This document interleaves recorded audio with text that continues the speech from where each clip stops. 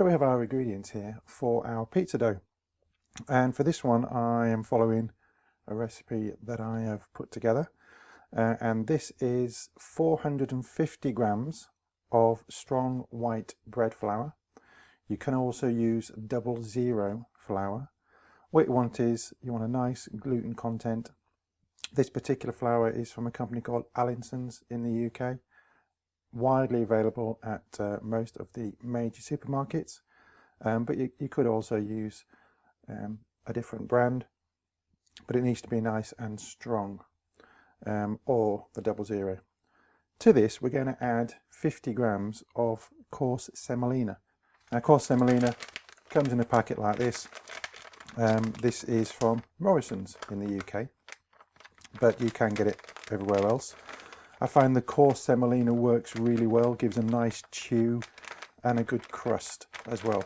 And we're also going to be dusting the peel and also dusting the work surface when we roll this out to get some of this semolina into the bottom of the crust. And this is a 375 gram pack. In the UK it's about 80p, so it's not exactly an expensive item either. I've got a teaspoon of salt and a teaspoon of sugar here, salt for taste, and the sugar to feed the yeast, which is here. And this is 2 teaspoons of easy bake yeast. Comes in a packet like that. This is a little tub. You get loads in there, and I prefer this particular one. It gives me a really nice dough. It rises well, and I've had no issues at all, so I stick to what I know. But you stick to what's good for you. You can buy these in sachets, or like I've done, you can buy it in a little tin. And this tin has got 100 grams in it, and we're using 7 grams for the 500 grams of dough mix that we're making. So we've got our flour, we've got our semolina, and we've got our salt, sugar and yeast. All we need now is 320 mils of tepid water, and then we're going to put everything in the mixer and mix it up. So mixer is here. You can see I've got my dough hook on, so we're just going to dump the flour straight into the bowl, and then make sure we get every single bit out, followed by our semolina, and then finally the salt, sugar and yeast. And what we'll do is we'll just give that a gentle mix.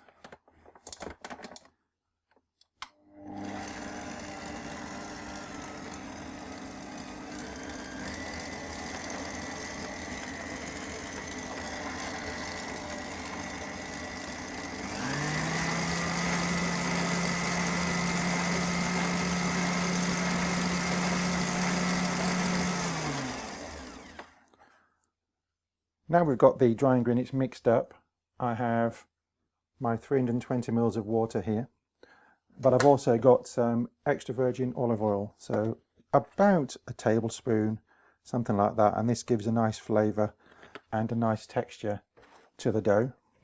And then we'll just add in about 3/4 of the water. You need to hold some back because some flours take a little bit more water than others, so if you add it gradually you won't over water it and then have to add more flour, which is going to affect your rise and the yeast. So let's give this a mix.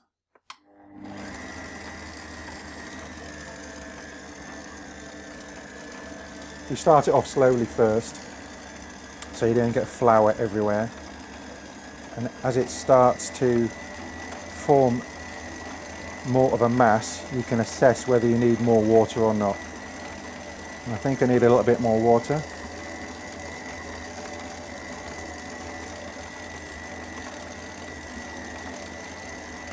What we're looking for is a dough that comes away from the side of the bowl, and the bowl is more or less clean when you're finished.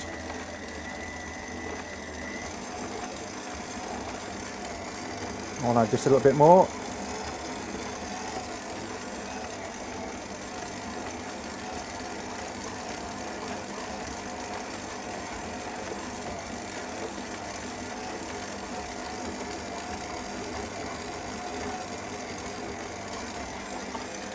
So the dough is gathered up quite nicely now.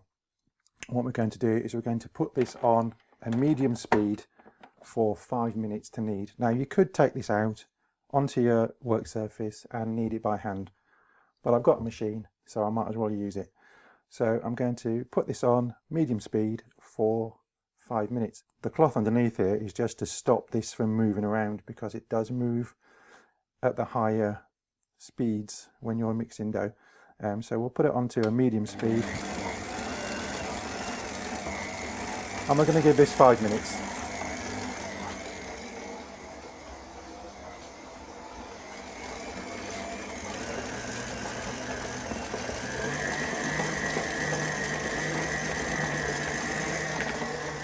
Okay, we've had 5 minutes of kneading, so we'll take the dough out of the machine. It's nice and warm, which is good. Take it off the hook, and we'll just put this to one side, out of the way. And we just need to flour our surface, and a bit of flour on the dough. And now what I'm going to do is just give this a bit of a roll by hand. You can see how stretchy it's becoming after the kneading in the machine.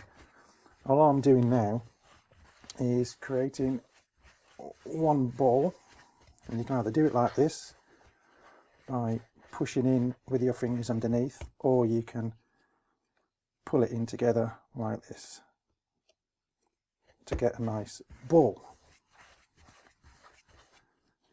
Now that is our mixed dough, and it looks quite small now, but once it's been in this bowl, and this quite a large bowl, and I've just given it a light greasing with some olive oil, I'm going to pop the dough inside, and we're going to pop a nice clean tea towel over the top, leave this to rise for about an hour, and then we'll come back.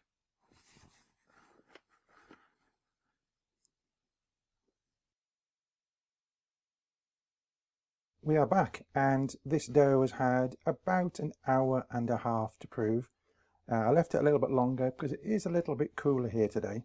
So we can see there it's more than doubled in size. And what we're going to do now is knock the dough back, which means knocking all of the air that's been created, all of the gas that's been created by the yeast. We're going to knock it back, and then we're going to portion it up into the correct portions that we need for our pizza bases. So we'll just knock the air out, and we'll take this out of the bowl. But before we do, it's going to give the surface a good flouring, because we don't want it to stick. And we'll take that and put that aside. And you can see there is some olive oil on there, so we'll just give this another bit of a knead. Make sure all the air has been knocked out.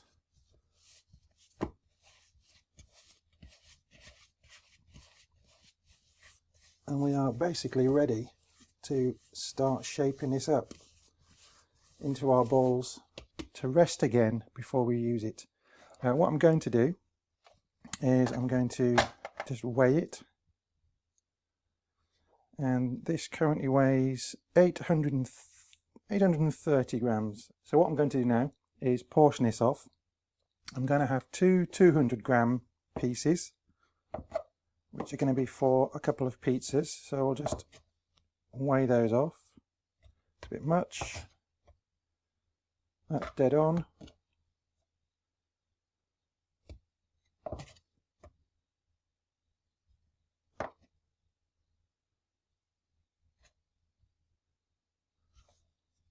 So I've got 200, 200, and then I want 3 at 143, or thereabouts. 144.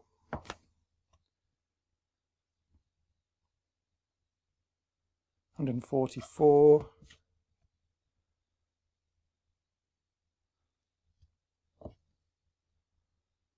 That's 142. 149, and I'll just split this last bit up. So there we go, we've got our dough portioned off, and now what we need to do is just roll these into balls. So just using my fingers to push underneath to form a kind of ball, and then using my palm just to roll it. So that's one. What I've got here is just a foil tin that had some barbecue meat in. I've just floured that, and we'll use that to give the dough its second proof before shaping.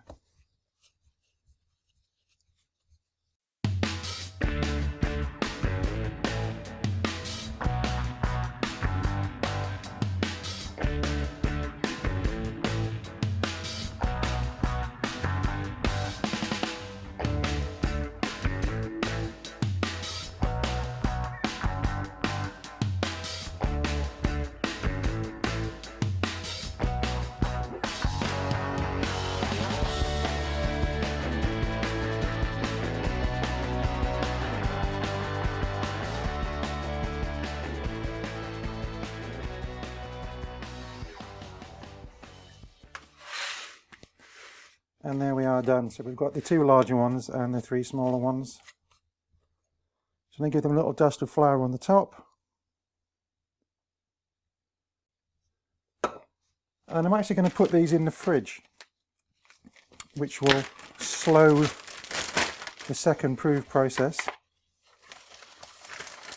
And I'm just going to cover quite loosely in this bag.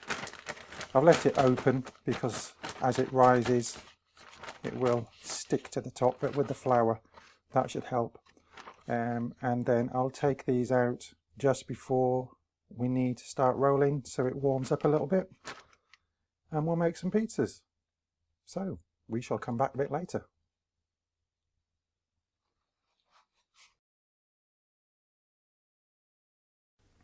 And here we are after about an hour or so extra in the fridge, and then a further hour while I got the fire and the Kamado up to temperature. We have our dough, and I'm going to start off with a garlic bread, so we'll just use one of these for now. Put a light dusting of flour onto my little silicone mat here, and also a dusting of the semolina. And basically we just want to start pushing this round, and you can do this by hand, of course, stretching it out.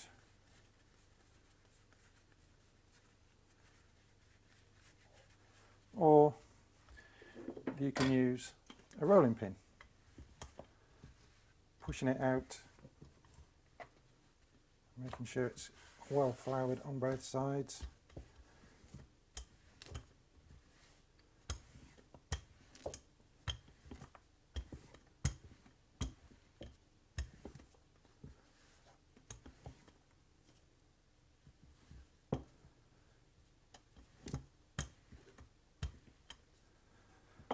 And then finishing off, stretching it a bit more by hand until you get to the desired size you want, or desired thickness you want. Like I said, this one's just a small garlic bread, so I have some garlic butter here, which has been in the fridge. So I'm just going to give this a bit of a spread across.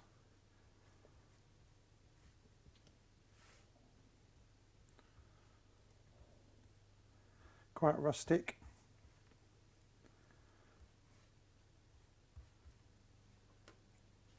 And then this is going to be with cheese, so we'll just put a little bit of cheese on, keeping the crust clear.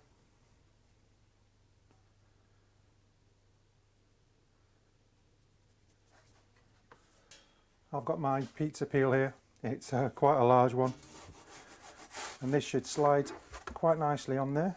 But what we'll do is we'll just sprinkle a bit of the semolina around it, and we'll go and pop this on the Kamado. So the temperature on the Kamado is around about 600 degrees Fahrenheit, just about 300 degrees centigrade. It's been sitting at this temperature for a good 45 minutes. I've got the vents all the way open at the top and at the bottom. So I'm just going to burp the grill, and then we'll put this garlic bread on. As you can see, I've got a good fire going down there. I've got some cherry wood as well as lumped charcoal, and we're going to just sprinkle the stone with some of this semolina, and we'll put this on. This should take around about 5 minutes, so let's close the lid and we'll come back very shortly. And there we have our wonderful garlic bread.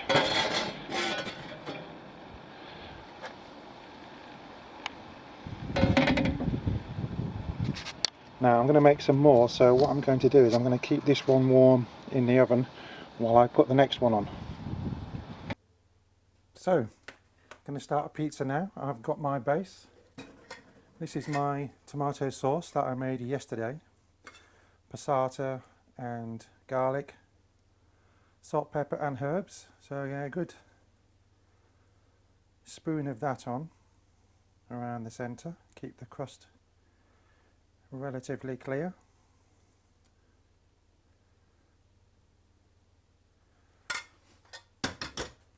And then we'll have some grated cheese, just a bit on the bottom. Keep everything together. I have some sliced red onion.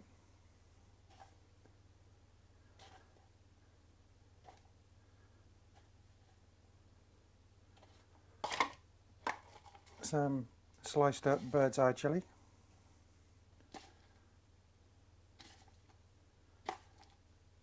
I like it hot. This is some chopped up chorizo. A few pieces of that on. This is what I'm calling my meat feast pizza. And on top of that I have some thinly sliced up ham. And we're going to finish it off just by putting some pepperoni around the top like this, which should crisp up quite nicely.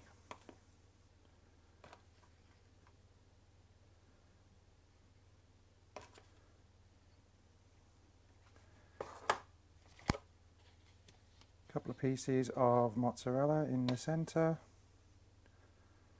for some extra gooiness.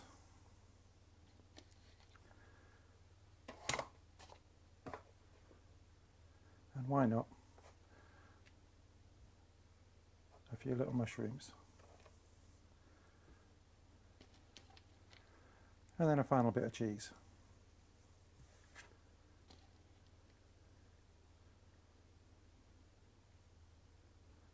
This one's probably going to take about 6 minutes.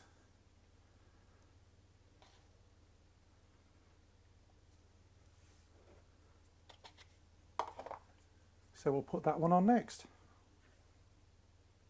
And there we go.